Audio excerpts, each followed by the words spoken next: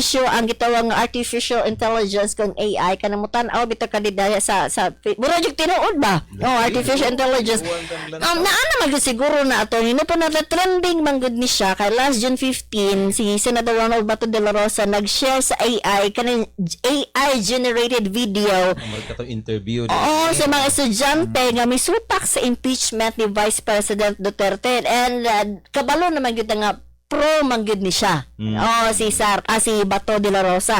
30-second clip. Pro siya ni Sara. Pro siya ni Sara. Oo. Sara. Oh, yes. Then 30-second clip nga iyang gi-repost ni siya attorney nga mi-ani nag millions of views then thousands of shares. Mga yun ali ba attorney nga mo ay nakapakugang especially katong ihang mga critics ngano mag-share mag AI o aware ba si Senador Bato de la Rosa nga AI rato ang iyang gi-share na post no nag-viral na baka tong video nga dunay gi-interview bahin sa mga bao-baos bagadian AI generated video po kanang wala jud ko idea tan-aw na to na attorney di ko kahibalo nga ano di mo butangan og label sa ubos nga AI generated video siya di kita kahibalo nga di ito tinuod nga video no ang nahitabo no. Then atong pangutana ba ni unsa ba kadelikado ang pag-abuse sa paggamit sa artificial intelligence attorney Jam? Sa attorney Jam ni. Nga admittedly ma'am no ako minus yung ganong internet labi na mga AI di kay ko ka-detect pero kini man gong AI naghisgot mo tani og kanang internet. So nata sa public gamit siya og mga gadgets. So diha sa gadgets kung na kay mga post diha nga makadaot, makaulaw, makaubos sa dignidad sa usa ka tawo or sa mga judicial person nga kanang gitawag nato. So na siya yung mga sanctions. Base diri sa kaning na issue karon nga bahin ani kang Senator Bato de la Rosa tungod sa pag-share, tungod sa pag-comments niya diha sa AI. Sa akong lantaw kung ato ang lantawon ang AI, nagkuan naman siya kanang naghatag siya og kanang komento ba bahin sa impeachment. Although ang katuang video AI siya, di siya personal nga tao. Dili man gud diha importante kung unsa ang nagistorya diha. Ang importante diha kung unsa ang content sa iyang message or storya. Dahil ang importante po diha directed ba siya sa usa ka natural person or juridical person. Tungod kay ang kuan man gud sa tuang namo tay gisunod ani nga balaod kining cyber libel law.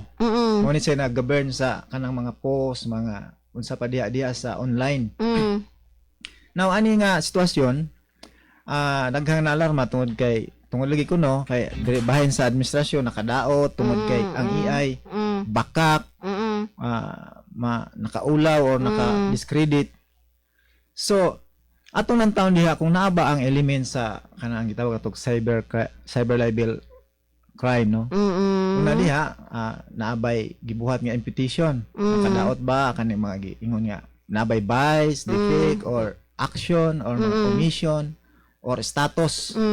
O kana abang mga action gibutang ba na sa public through internet o kana ba nga imputation gi direct ba sa usa ka tawo or usa ka juridical person o kana ba malicious ba or naabay knowledge ang nagpost ana. Attorney Felix, naabay specific nga or comprehensive AI law ang Pilipinas para ma-address o ma-regulate sa paggamit ni ini? Base sa kuano atong research ma'am Jo, number wala pa man gyud. Karon although na yung mga gipangluto-luto nga mga nagline-line ng mga versions sa House, sa Senado, pero wa paghihapon mahimong balaod ning niya no. Paabuton na to nga unta na balaod nga siguro mag-regulate no sa paggamit sa artificial intelligence sa tuang lugar no kaya nga naman this is the way to move forward man gud maabot yun ang panahon gyud nga magamit gyud tag artificial intelligence whether we like it or not gani ang kanang giingon nato artificial intelligence tiud naman biya gyud ning pero ang impact man gud sa ato medyo minimal pa ba sa maaging mga panahon no kung pahitan kasi kita katubang sa tong laptop desktop computers nato sulata sa to ang mga documents pinaagi sa Word no sa mga document application kung mo kabantay di ba na mga automatic spelling checker grammar checker kuban pa mga versions na siya actually sa artificial intelligence pero karon mo gud nga panahon gud ang artificial intelligence has developed in so a high level ba no taas kay nga level sa kuan nga kaya niya mag-generate og mga videos nga halos di na halos ini ta kasab ka ila kung Tinuod or ano yung dili. mga tao nga gipang depicted no gipakita di sa mga videos amo nang naidaghan diri Ma'am Jo nga anggulo no natay gitawag og mga legal considerations, legal implications, naputay gitawag diri pod nga mga ethical considerations later on no. Ang usa sa mga kung mahinumdum mo, usa sa mga nahimong controversial sa miaging tuig or karong tuiga or last year tingali to, dunay video nga dito makita nga dunay tao nga pare-parehag naong ni President Bongbong Marcos nga naghigop, nagsuyop og cocaine. Okay, yeah. Katong tuwa Ma'am Jo, AI to? usa to siya sa gidudahan no. Gidudahan nila to nga generated to siya gamit ang artificial intelligence, gamit ang application or software nga ginganlan og deepfake no. Deepfake no. So inana ka kuyaw. Kaya nga naman, if ever dili ma-regulate ang paggamit sa artificial intelligence, paggamit ani nga mga programs or mga apps ba pugha, pwede man gud siyang gamiton sa dautan. Panalitan, ibutang ka diha sa usa ka lugar, din wala ka diha, dayon gamitan og artificial intelligence, halos dili ma-detect kung unsa ang kalainan sa original og dili, basi don niya, no? Nga gamitan og butangan og laing partner na sa laing lugar. Oo, lagi no, sana no. Pero noon pod, importante mo kay di mo gitakali kay ni Ma'am Jo kay didto na mo gini padulong ni paggamit sa artificial intelligence ni.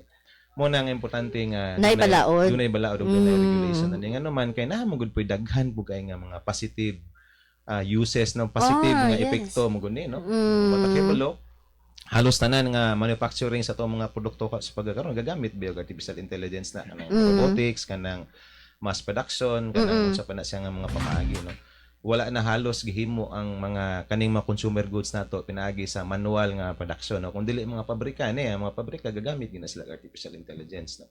Unang regulation siguro kaning nga innovation diri na nato na matikdan. Uy, delikado man or kuyaw man kay tungod aning nanggawas karon nga mga videos nga halos din ta makaila kung tinuod ba or dili ang mga tawo nga gipang pakita diri. Okay, ang pangutan nato attorney. So kaning gihimo ni Senator Bato de la Rosa, dili kini siya magpasakagaso. Akong lantaw ni Ma'am Jo no na kuan lang ni no. Matuwag ba ni fake information iyang gi-share? I don't know kung di ko sure kay wa mo kabasas balaod gabahin sa fake news manggod.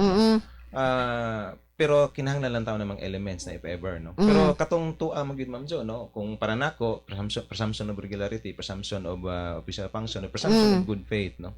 Ang ayan dito nga lantawon sa anggulo sa para nako sa anggulo sa constitutionally protected right to freedom of expression ang para sa kuan diri Ma'am Jo no. Muna nga ang pag-air ato wa siya kay balo, siya mismo niingon man mo sa balo nga AI o artificial intelligence ang gigamit ato. Pero appeal siya sa broad range of freedoms na nga nangingon tong freedom of expression nga pwede nimong i-air, i-share ang bisan unsa no nga dunay kalabutan sa imong katungod nga magpahibalo kung unsa imong sentimento sa naglain-lain nga mga isyu sa nagpalibot na to no, nagpalibot na to.